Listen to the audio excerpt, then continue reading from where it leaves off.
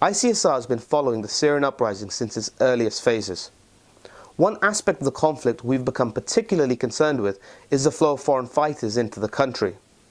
Earlier this year, ICSR produced figures which suggest that around 1 in 10 foreign fighters now comes from Europe. From Britain, we estimate around 200 to 300 people have gone over to become foreign fighters. That figure is an overall aggregate sum. It includes those who have been and returned and those who have died whilst fighting out there. So who becomes a foreign fighter? From Britain, we can say foreign fighters are overwhelmingly male, they're in their 20s, they're of South Asian ethnic origin, with connections to higher education, and with links to individuals or groups that have an international connection. Why do people go? In this sense, we're seeing no real difference in terms of motivation or drivers for would-be jihadists that we've seen over the last decade or so. Ultimately, they're driven by a sense of the Ummah consciousness. That is the idea that Muslims in one part of the world are united to other Muslims anywhere else, and that they should rush to defend them with loyalty and allegiance in the face of oppression or injustice. In the Syrian context, of course, that message resonates particularly loudly.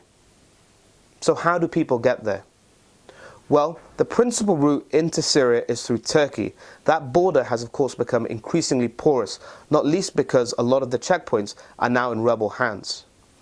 Turkey is also relatively inexpensive to get to from Europe, and for European citizens, you don't need a visa when you arrive in Turkey.